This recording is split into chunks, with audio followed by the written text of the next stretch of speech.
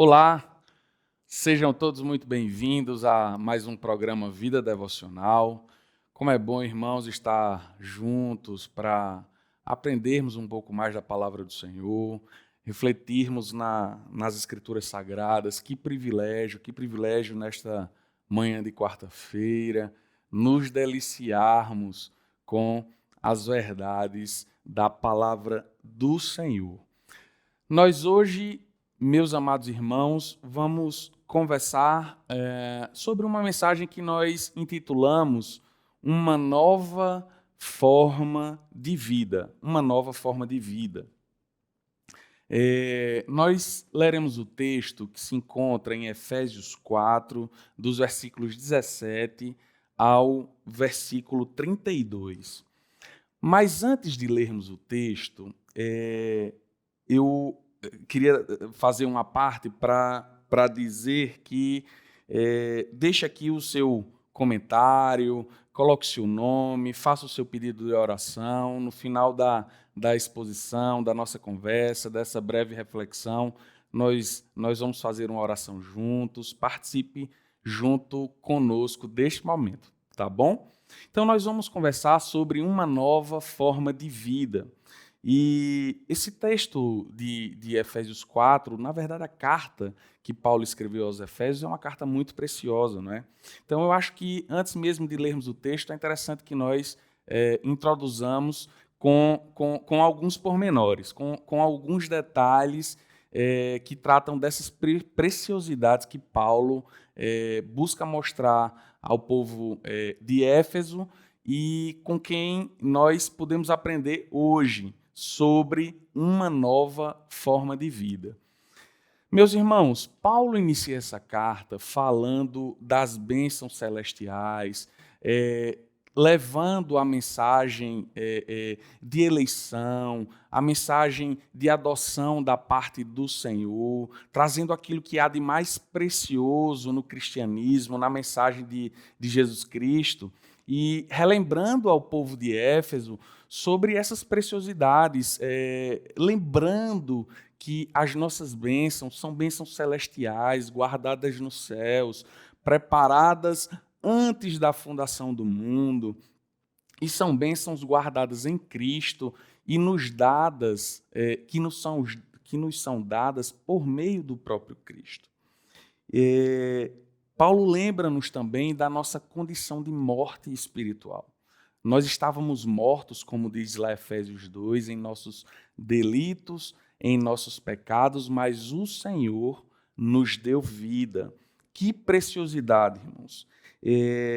O escritor busca esclarecer que o sangue de Cristo foi suficiente para apagar toda a mancha de pecados que havia sobre nós. Não há mais condenação sobre nós em Cristo. E aí, depois de toda essa explicação de Paulo sobre essas preciosidades do Evangelho, ele fala da harmonia celestial, se remetendo à Trindade Santa, e faz um chamado para a Igreja do Senhor, para que a Igreja do Senhor viva em unidade, a fim de que os irmãos, o corpo de Cristo, dê suporte, os irmãos sirvam de suporte uns aos outros. E de maneira muito chamativa, Paulo trata com muito detalhe dessas preciosidades do Evangelho do nosso Senhor Jesus Cristo. E aí, após essa relembrança de Paulo acerca desses pormenores, o apóstolo esclarece que tudo isso, todo esse contexto da igreja deve gerar maturidade em nosso coração, para que nós não sejamos como crianças. E sendo como crianças, não sejamos levados de um lado para o outro por todo o vento de doutrina. E aí, após fazer toda essa explanação, Paulo passa para que, como se uma nova fase da carta, nos trazendo implicações práticas do cristianismo, da vida em comunidade, e como esse evangelho, como essa mensagem preciosa do evangelho de Jesus Cristo nos dá impacto e deve fazer diferença no nosso dia a dia, na nossa rotina. Então vamos lá ler o que diz o capítulo 4 de Efésios, a partir do versículo 17, do versículo 17 ao versículo 32. Diz assim: Isto, portanto, digo e no Senhor testifico, que não mais andeis como também andam os gentios na vaidade dos seus próprios pensamentos, obscurecidos de entendimento, alheios à vida de Deus por causa da ignorância em que vivem, pela dureza do seu coração, os quais, tendo se tornado insensíveis, se entregaram à dissolução, para com avidez cometerem toda sorte de impureza. Mas não foi assim que aprendeste a Cristo, se é que de fato o tendes ouvido e nele fostes instruídos, segundo é a verdade em Jesus. No sentido de que, quanto ao trato passado, vos despojeis do velho homem que se corrompe segundo as concupiscências do engano, e vos renoveis no espírito do vosso entendimento, e vos revistais do novo homem, criado segundo Deus, em justiça e retidão procedentes da verdade. Por isso, deixando a mentira, fale cada um a verdade com o seu próximo, porque somos membros uns dos outros. Irai-vos e não pequeis. Não se ponha o sol sobre a vossa ira. Nem deis lugar ao diabo. Aquele que furtava, não furte mais. Antes trabalhe, fazendo com as próprias mãos o que é bom, para que tenha com que acudir ao necessitado. Não saia da vossa boca nenhuma palavra torpe, e sim unicamente a que for boa para edificação, conforme a necessidade, e assim transmita graça aos que ouvem. E não entristeçais o Espírito de Deus, no qual fostes selados para o dia da redenção. Longe de vós toda amargura e cólera e ira e gritaria e blasfêmias, e bem assim toda malícia. Antes, sede uns para com os outros benignos, compassivos, perdoando-vos uns aos outros, como também Deus em Cristo vos perdoou. Vamos orar? Senhor, nós te agradecemos por esta manhã, Pai. Louvado seja o teu nome, porque levantamos da cama, estamos vivos, mas somos dependentes do Senhor. Pai, nos abençoa na exposição dessa mensagem, dessa breve reflexão, que o teu Santo Espírito haja na aplicação desta mensagem. Pai, abençoa os meus irmãos que estão nos acompanhando pela internet. Senhor, vai ao encontro das suas necessidades, abençoa-lhes com graça, com paz, com entendimento acerca da tua palavra, Pai. E nos abençoa, em nome de Jesus. Amém. Queridos, essa carta é realmente muito preciosa, sempre tocou muito o meu coração. E, por vezes, a gente se detém no estudo das doutrinas do cristianismo, da graça, da eleição, e deixa um pouco de lado as implicações práticas do Evangelho de Jesus Cristo e a forma de vida que nos está proposta por essa mensagem. Então, o texto que nós acabamos de ler, amados irmãos, nos diz que as bênçãos espirituais em Cristo, as quais Paulo busca detalhar no início da carta, nos ensinam uma nova forma de vida. E aí, em primeiro lugar, dos versículos 17 ao versículo 19, nós aprendemos que essas bênçãos espirituais nos ensinam uma nova forma de vida, em primeiro lugar, apontando o nosso velho eu. Apontando o nosso velho eu. E aqui, o escritor nos apresenta o retrato de um homem que ignora o conhecimento de Deus. De forma persuasiva, com bastante argumentação, diante de tudo que Paulo já expôs, e tendo Deus como testemunha, diz assim os versículos iniciais, o apóstolo Paulo instrui para que os efésios não andem mais como os gentios, na vaidade dos seus pensamentos. E aí Paulo busca reforçar todo aquele argumento que já fora dado nos 3 primeiros capítulos, e dizendo, diante de tudo isso que eu falei, diante dessa verdade preciosa da salvação, que as nossas bênçãos espirituais estão em Cristo, demonstrando que as atitudes do crente não devem se basear em um conjunto de preceitos sem fundamentos. Não, existem os fundamentos, existe a bondade do Senhor, existe a graça, existe a salvação, existem as bênçãos celestiais. Então, diante desses fundamentos, já trazidos nos capítulos anteriores, mostrando que o bem agir do crente não se dá por meio de uma moral, princípios éticos com fim em si mesmo. Não. Por isso que Paulo, inclusive, diz, portanto, ou em outras versões, isso, diante de tudo que nós já conversamos até então, com base nisso, eu lhes digo que não andem mais como os gentios. Não sejam como eles, cheios de vaidade acerca dos próprios pensamentos. E aí, a seguir, diante da importância do que está sendo tratado, o texto diz, testificando no Senhor. E termina o primeiro versículo com uma excelente descrição, dizendo, na vaidade do seu pensamento. O apóstolo fala aqui de algo que tem a ver com comportamento, com modo de vida, já estabelecendo de pronto que há uma diferença entre o padrão de vida do cristão, daquele que foi alcançado pela graça, com a salvação por meio da graça, mediante a fé em Jesus Cristo, daquele que não conhece essas verdades preciosas.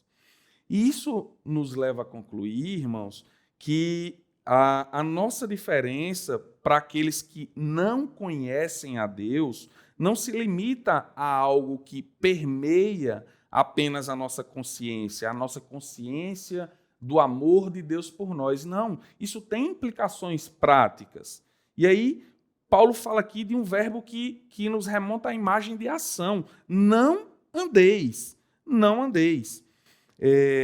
Até porque não existe consciência ou renovação da consciência que não cause transformação de vida. Então, Paulo apresenta a forma de vida do crente, do cristão. É bom que se diga, irmãos, que o texto não está falando aqui de todos os aspectos da vida do não cristão. Isso porque existe algo que os teólogos chamam de graça comum. Algo da imagem de Deus que Deus deu a todos, criaturas e filhos de Deus. Então, da mesma forma, quando o texto fala obscurecidos de entendimento, não quer dizer que não haja pensamento ou capacidade para produzir conhecimento naqueles que não são filhos de Deus. Deus deu isso a todos. A ciência, há sim conhecimento sendo produzido por quem não conhece a Deus. Porque, repetindo, todos nós carregamos algo da imagem de Deus.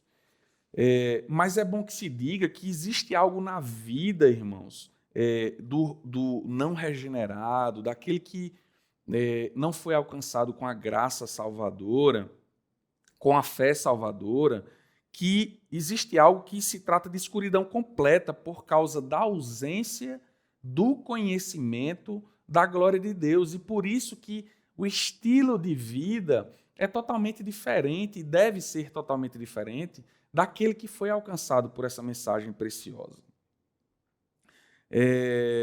Então,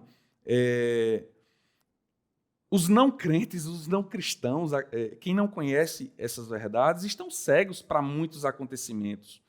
E acontecimentos esses, os quais o Evangelho esclarece. Então, queridos irmãos, muito da vida do incrédulo deve não existir mais nas nossas vidas. Não há como nós vivermos confortavelmente sem sabermos quem somos, de onde viemos e para onde vamos.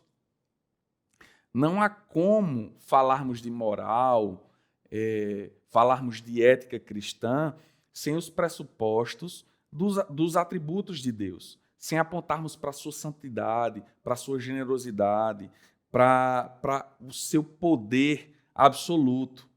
Então, sem esse pressuposto que já foi introduzido nos 3 primeiros capítulos de Efésios, não há como se cobrar, se exigir santidade, vida prática, vida devocional. Esse é o nome do nosso programa. Sem esses pressupostos, eu tenho uma nova forma de vida porque eu já fui alcançado pela graça salvadora e sou filho de Deus a partir de então. Então, nós não temos como ser sábios plenamente sem a sabedoria que vem do trono de Deus. É por isso que muitas vezes declarações de pessoas extremamente estudiosas, doutas, intelectuais, por vezes não nos causam perplexidade. Por vezes a gente não entende, a gente entende, na verdade, como um absurdo, como uma aberração, porque são desprovidas da sabedoria que vem do trono de Deus. E nós cristãos, de outra forma, por vezes não somos bem compreendidos. E aí o texto, esse maravilhoso texto, continua descrevendo o coração do nosso velho eu e apontando para essa sensibilidade para essa insensibilidade, tão característica do descrente. E por que essa insensibilidade? Porque por causa da queda, por causa do pecado, por causa da quebra da relação e da comunhão com Deus. Há uma dureza evidente no coração do não regenerado. E aí, irmãos, por mais que existam muitas pessoas que não conhecem Deus de perto, isso é uma questão muito importante de nós tratarmos, mas são pessoas comprometidas com questões sociais, com o pobre, com a natureza, com o meio ambiente, e nós devemos analisar as razões que as impulsionam para isso, não é? Então, o que os levam a tais atitudes? E o cristianismo nos responde que tudo que nós devemos fazer deve ser em resposta, em gratidão ao Senhor. Repetindo o texto bíblico, diz assim: tornando-se insensíveis, entregaram-se à depravação, passaram a uma vida sem domínio próprio. Então, passaram a ter prazer a todo momento, um prazer que não leva em consideração a dignidade do próximo e os relacionamentos interpessoais. Por fim, queridos, na apresentação que Paulo faz desse nosso velho eu, nós aprendemos que tem algo diferente daqueles que não conhecem a Deus, que não fica exclusivamente nesse plano teórico, sabe? Mas que se estende à vida cotidiana dos que amam a Deus. Então, nós não devemos invejar o sucesso o sucesso aparente dos incrédulos, não é? Porque as bênçãos que nos estão reservadas são bênçãos celestiais em Cristo, como afirma Paulo no começo da carta que escreveu aos Efésios. Então, irmãos, quanto dos nossos bens, eu pergunto, dos nossos bens materiais, nós realmente precisamos? Se não precisamos, por que ansiamos tanto? Por que temos tanta ansiedade em relação a essas coisas materiais, se as nossas riquezas são riquezas celestiais se nós somos alcançados pela graça, e nós não devemos andar como o ímpio anda. Porque nós vivemos como se não fôssemos eternos. O sábio Salomão já disse: vaidade, tudo é vaidade. Então, queridos irmãos, não vivamos com base no nosso velho eu, pois as bênçãos espirituais em Cristo nos ensinam uma nova forma de vida. E aí, queridos, partindo para um segundo momento dessa reflexão, nós aprendemos, em segundo lugar, que as bênçãos espirituais em Cristo nos ensinam uma nova forma de vida, nos mostrando, em segundo lugar, o nosso novo eu. E aí, acerca do nosso novo eu, Paulo afirma que não foi uma vida sem transformação prática que os efésios escutaram lá atrás, quando o evangelho lhes foram anunciados. Eles ouviram, além da graça, a necessidade da prática, da ética cristã no dia a dia. E aí Paulo reforça que essa instrução veio mesmo do próprio Jesus. E pelo fato de ter vindo de Jesus, é que essa mensagem se torna mais forte, mais verdadeira. E isso nos leva a concluir também, irmãos, que as atitudes de abandono do velho homem só devem ser esperadas daqueles que realmente temem a Deus. Porque muitas vezes nós estamos cobrando a mesma forma de agir daqueles que não conhecem a Deus, mas essa postura do novo nascimento, do novo eu, essa compreensão das Escrituras, só vai ter aquele que nasceu de novo. E aí o apóstolo segue caminhando para o versículo 21, exortando os efésios exatamente nesse sentido, e nos exortando hoje também, para que, caso nos deparemos com alguém que tenha ouvido as verdades de Cristo, antes de cobrarmos essas novidades de vida, preguemos o Evangelho, preguemos para aqueles que não conhecem essas verdades, preguemos acerca de Jesus e este crucificado, aquele que foi o nosso substituto na cruz para nos redimir, nos dar paz com Deus, aquele que venceu a morte, ressuscitou para nos dar vida. Então, a nossa punição caiu sobre Cristo. E é isso, antes de cobrar novidade de vida, preguemos o Evangelho para que este gere novidade de vida. Então, está sentindo, meu irmão, dificuldade em viver as verdades do Evangelho? Está pensando em cobrar alguém sobre isso? Pregue para si mesmo, pregue para essa pessoa, pregue no seu trabalho, pregue em casa. Traga à memória essa mensagem preciosa do Evangelho de Jesus Cristo. E aí Paulo nos chama a, diante disso, nos despojar desse velho homem, jogar essas vestes para trás, viver em novidade de vida. Mas como? Como é que nós fazemos isso? Nós pegamos essa roupa podre que simboliza esse velho homem, que tem a ver com a vida que nós vivíamos, e jogamos para trás. Isso tem a ver, irmãos, com a beleza que nós perdemos lá em Adão. Então, nós devemos nos despir e nos renovarmos no espírito do entendimento, como diz o versículo 23. Agirmos de acordo com o fruto do Espírito, exercendo domínio próprio, para que não hajamos instintivamente, de forma dissoluta, de forma sem compromisso com aquelas verdades que já nos alcançaram. Então, queridos, sejamos renovados por essa mensagem. Por fim, já encerrando para a gente orar, o apóstolo diz que essas bênçãos espirituais em Cristo nos ensinam uma forma de vida, em terceiro lugar, de forma prática e ética. Então, após nos ensinar todos esses desdobramentos, ele traz vários contrastes. Como? Como são esses contrastes? Deixando a mentira, fale cada um a verdade.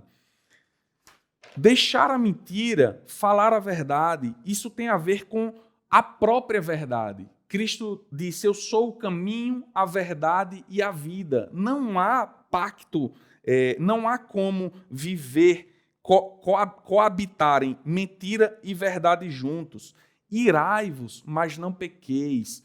Cuidado, tenhamos cuidado para nossa ira não se transformar em pecado. A ira santa é uma ira uma ira que nós devemos ter, aquela indignação pelas injustiças sociais, aquela indignação pelas mazelas que acontecem na nossa sociedade. Isso sim, mas que isso não se transforme em pecado, não é? Não se transforme em algo que vai para além de nós, saindo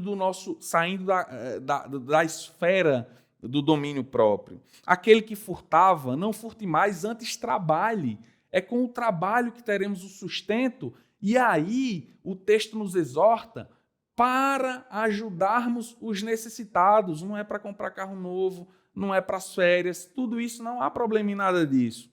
Mas é para que, em primeiro lugar, a gente tenha aquilo que é suficiente para nós e suficiente para ajudar os necessitados, a colaborar com a obra do Senhor.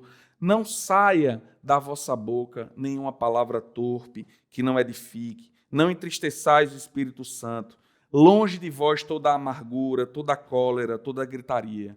Então, queridos, vivamos à luz desse precioso evangelho. O texto é riquíssimo, teríamos muito mais coisas a tratar, mas eu convido cada um que está nos assistindo a se deleitar na carta que Paulo escreveu aos Efésios. Vamos orar, queridos, vamos orar? Pai, nós te rendemos graças por tudo que tu és e pela beleza da tua santidade.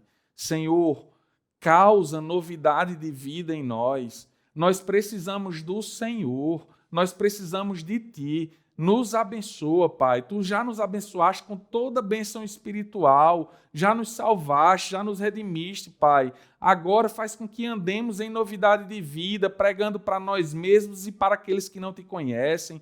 Ó Deus, transforma a nossa vida, o nosso caráter e o nosso entendimento, no nome de Jesus. Amém. Pessoal, obrigado, que o Senhor nos abençoe. Foram muitas as mensagens aqui, nós estaremos orando por cada uma delas. Creio que nós não temos mais tempo para ler cada uma, mas eu vejo aqui a Terezinha Dantas, a Maria de Socorro, a Norma Camboinha, a Ângela Reis. Que o Senhor esteja com cada um de vocês e com todos aqueles que teceram seus comentários aqui. Graça e paz, irmãos.